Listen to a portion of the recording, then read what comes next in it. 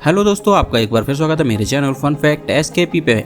यहाँ पर हम आपको बताते हैं नेशनल और इंटरनेशनल न्यूज़ जो इंडिया को ताकत देती है। तो यहाँ हम आज बात करेंगे बहुत सारी इंटरनेशनल न्यूज़ की, जिसमें पहली न्यूज़ ये निकल कर आ रही है कि यूक्रेन ने रसिया पर अब तक का सबसे बड़ा हमला कर दिया है। धूम 4 की स्क्रिप्ट हो गई है तैयार। जी हाँ, जिस तरीके से ये हमला हुआ है बहुत ही एडवांस लेवल का ये हमला था और ये हम बात करेंगे पूरी इस हमले के बारे में। बाकी और भी न्यूज़ है। डोनाल्ड ट्रंप का चौंकाने वाला बयान है। उन्होंने कहा है कि जो बाइडेन है वो क्लोन है। उनका कहना है कि 2020 में ही बाइडेन मर गए थे और ये जो है वो बाइडेन के क्लोन हैं या फिर रोबोटिक्स हैं। ये सब चर्चा अभी हम आगे करेंगे। दूसरा, बिल क्लिंटन, जो अभी पुराने लोग हैं शायद बिल क्लिंटन के बारे में जानते हों, लेकिन जो नए लोग हैं वो शायद नहीं जानते होंगे। ये पूर्व राष्ट्रपति हैं अमेरिका के और इन्होंने ट्रंप पर अभी तीखा हमला किया है। उन्होंने कहा है कि ऐसा शासन हमने पहले कभी नहीं देखा है। बात करेंगे पाकिस्तान के हाफिज सईद की, तो बहुत घटिया स्थिति है। आतंकी संगठन JUD ने बांग्लादेश की शेख हसीना पर तो कमेंट किया है, इंडिया पर ही कमेंट किया है। तो ये सारी न्यूज़ आपको आगे मिलने वाली है। सबसे पहले हम बात करेंगे डोनाल्ड ट्रंप के चौंकाने वाले बयान की। जी हाँ, हैरान करने वाली खबर है अमेरिका की।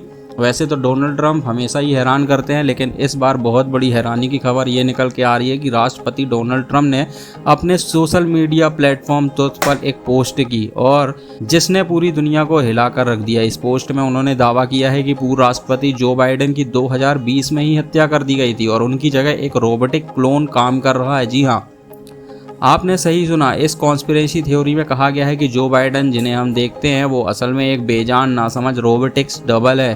पोस्ट में लिखा है कि ये कोई जो बाइडेन नहीं है, 2020 में ही उनकी हत्या हो चुकी थी। डेमोक्रेटिक्स को असली और नकली का फ़र्क तो पता ही नहीं है, तो वो इस पोस्ट में US स्टेन को हैशटैग करते हुए ये सब चीज़ें लिखते हैं। यह सनसनीखेज दावा तब आया जब जो बाइडेन काफ़ी गंभीर बीमारी से जूझ रहे हैं। जैसे कि पिछले वीडियो में हमने आपको बताया था, प्रोस्टेट कैंसर उनको हो चुका है। हाल ही में उनकी मेडिकल रिपोर्ट में खुलासा हुआ कि उन्हें स्टेज 4 मेटास्टैटिक प्रोस्टेट कैंसर है, जो उनकी हड्डियों तक फैल चुका है। इस खबर के बाद ट्रंप ने सहानुभूति भी जताई थी, लेकिन उन्होंने लिखा है कि मेलानिया और मैं जो बाइडेन की बीमारी की खबर सुनकर दुखी हैं। हम उन्हें जल्द ठीक होने की कामना करते हैं। लेकिन सवाल यह है कि क्या ट्रंप का यह पोस्ट सिर्फ मजाक है या फिर इसके पीछे कोई बड़ा राज है। तो इतने बड़ा देश जो कि वर्ल्ड पावर अपने आप को मानता है और इस टाइप की पोस्ट करना, ये हो सकता है बहुत बड़ी बेवकूफ़ी। और ट्रंप हर चीज़ को हल्के में ले रहे हैं और जो मनाता है वो कह के निकल जाते हैं। वहीं ट्रंप से पहले जो अमेरिका के पूर्व राष्ट्रपति हैं बिल क्लिंटन, उन्होंने ट्रंप पर तीखा हमला कर दिया। उन्होंने कहा कि हमने इससे पहले कभी भी ऐसा शासन नहीं देखा है। पूर्व अमेरिकी राष्ट्रपति बिल क्लिंटन ने डोनाल्ड ट्रंप की शासन शैली को आड़े हाथों लेता हुआ कहा है कि मेरे जीवन काल में ऐसा पहले कभी मैंने नहीं देखा।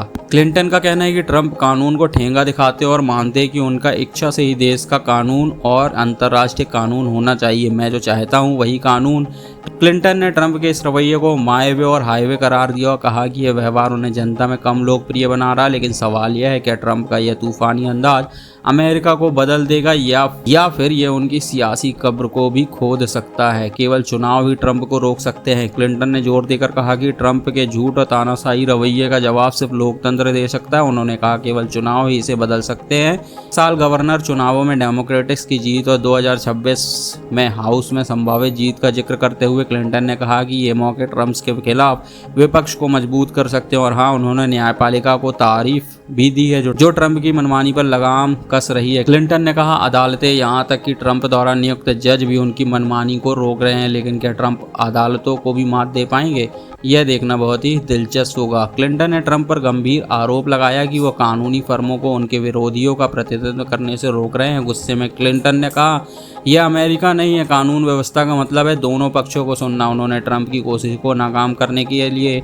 अदालतों की हिम्मत की दाद दी और चेतावनी दी कि अगर ट्रंप ने अदालती आदेशों की अवहेलना की तो इसका खामियाजा उन्हें भुगतना पड़ सकता है। सियासी जंग के बीच क्लिंटन ने अमेरिका से एकजुट होने की गुहार लगाई। उन्होंने कहा हमें यह कहना होगा कि हम में जो समान है वो ज़्यादा मायने रखता है। हम अमेरिका की विरासत को नष्ट नहीं होने दे सकते हैं। क्लिंटन ने जो बाइडेन की सेहत और क्षमता पर उठ रहे सवालों को सिरे से खारिज कर दिया है। एक किताब में बाइडेन की संज्ञात्मक क्षमता पर सवाल उठाए गए थे, लेकिन क्लिंटन ने कहा मैंने कभी नहीं देखा कि बाइडेन अपने काम में कमज़ोर पड़े। वह हमेशा अपनी जिम्मेदारियों पर कायम रहे। उन्होंने किताब को पढ़ने से इनकार करते हुए कहा कि बाइडेन ने एक अच्छे राष्ट्रपति के तौर पर अपना काम किया, लेकिन क्या क्लिंटन का यह बयान बाइडेन की साख को और मजबूत करेगा? तो आपके क्या विचार बनते हैं? क्या ट्रंप का आतंक खत्म होना चाहिए? आप कमेंट करके जरूर बताइए। दूसरी न्यूज़, हम हाफिज सईद के बारे में बात करेंगे। हाफिज सईद का आतंकी संगठन JUD ने बांग्लादेश में शेख हसीना की बर्खास्तगी का ले लिया है श्रेय। उन्होंने कहा है कि 1971 का हमने ले लिया है बदला।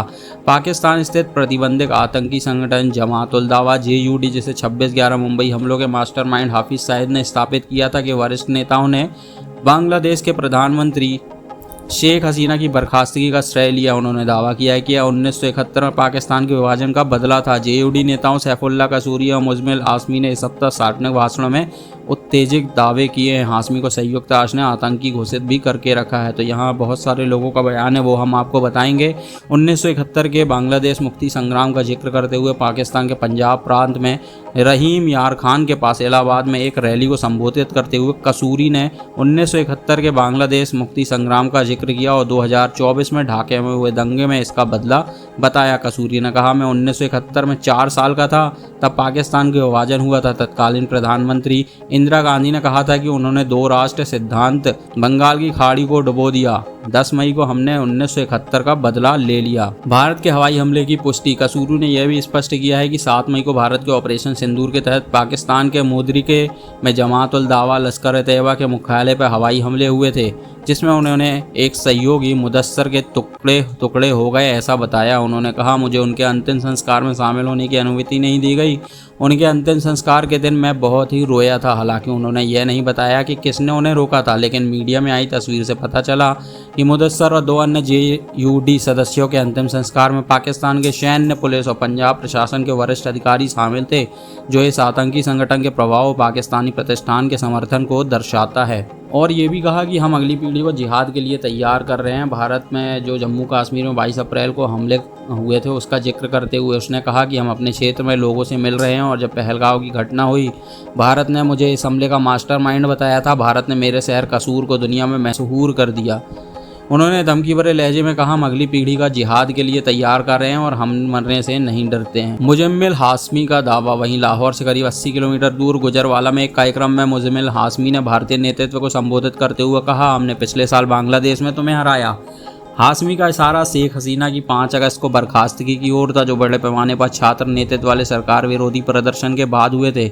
इसके बाद हसीना भारत भाग आई थी और 3 दिन बाद मोहम्मद यूनुस ने बांग्लादेश में अंतरिम सरकार के मुख्य सलाहकार के रूप में कार्यभार को संभाल लिया था। पाकिस्तान बांग्लादेश संबंधों में सुधार, हसीना के जाने के बाद पाकिस्तान और बांग्लादेश के बीच राजनयिक संबंधों में नाटकीय सुधार आया है। तो यहाँ पाकिस्तान की दोहरी नीति उजागर तो होती है। आतंकी नेताओं के इस बयान से पता चलता है कि पाकिस्तान कितना आतंकवाद को सपोर्ट करता है। इस्लामाबाद एक बार फिर आतंकी तत्वों का समर्थन देने के लिए अंतर्राष्ट्रीय जांच के दायरे में अब आ गया है। पूर्व पाकिस्तानी राजनयिक हुसैन हक्कानी ने टिप्पणी की, जिहादी चरमपंथियों की सार्वजनिक रैलियों में उनके बयानबाजी से दुनिया को यह विश्वास करना चाहिए कि पाकिस्तान अब आतंकियों को बहुत ही ज़्यादा सपोर्ट कर रहा है। बात करेंगे 4th न्यूज़ की, रूस की। जी हाँ, यूक्रेन ने रसिया पर कर दिया है अब तक का सबसे बड़ा हमला। इतिहास का सबसे बड़ा हमला यूक्रेन ने रूस पर कर दिया है। यूक्रेन ने रूस पर कर दिया है। जी हाँ, थोड़ा अच्छे से क्लियर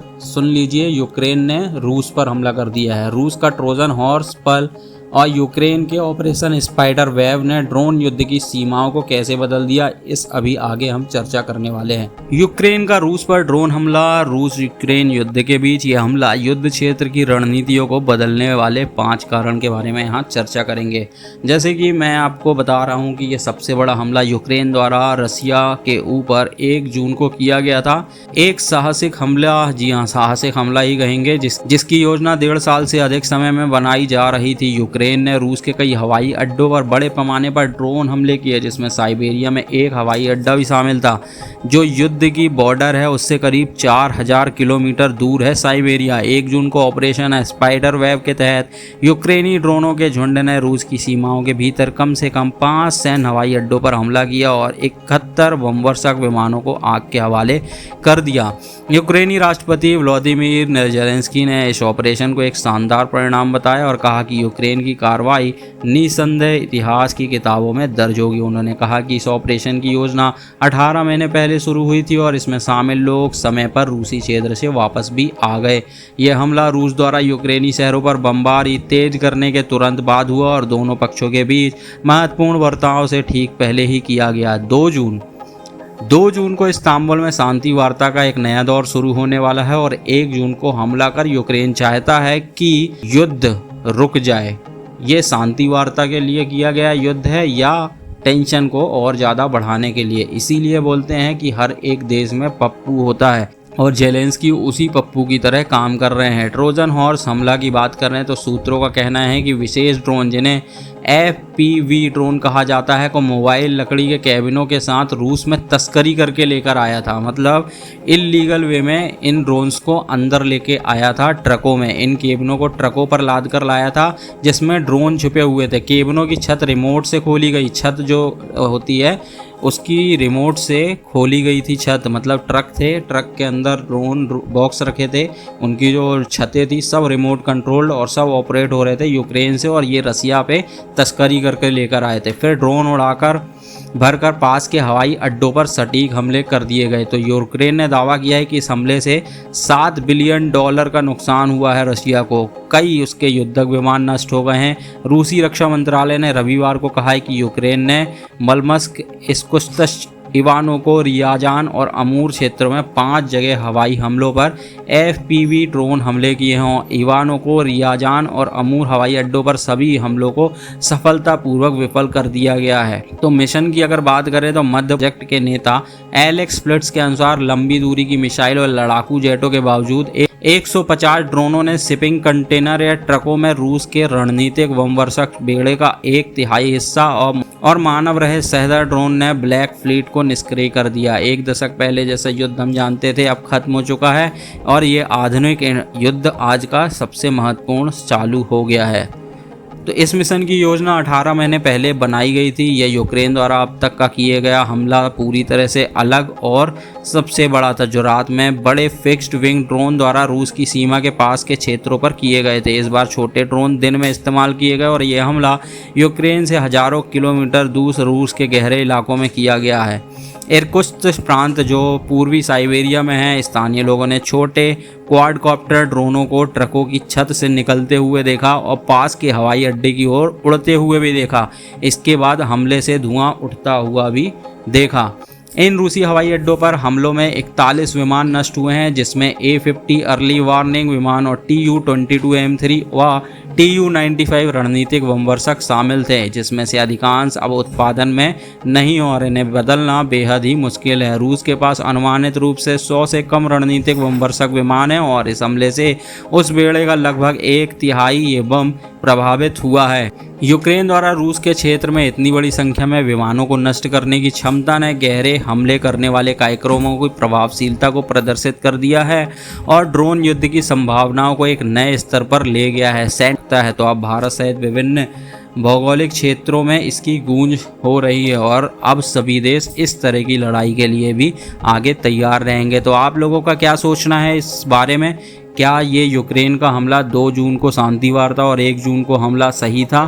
क्या यूक्रेन चाहता है कि शांति वार्ता हो और रूस उसके कब्जे को छोड़े या किसी तरीके से ये लड़ाई जो है वो ख़त्म हो? हमें तो ऐसा नहीं लगता। आपकी क्या राय है कमेंट पे जाके ज़रूर बताइए। वीडियो अगर पहली बार देख रहे हैं और आपको अगर इंटरनेशनल नेशनल न्यूज़ से रिलेटेड हमारी इन्फॉर्मेशन अच्छी लगती है तो प्लीज़ वीडियो को लाइक, चैनल को सब्सक्राइब ज़रूर करें। आप हमें फेसबुक में ही फॉलो कर सकते हैं। मिलते हैं एक नई वीडियो में। आज के लिए इतना ही। जय हिंद।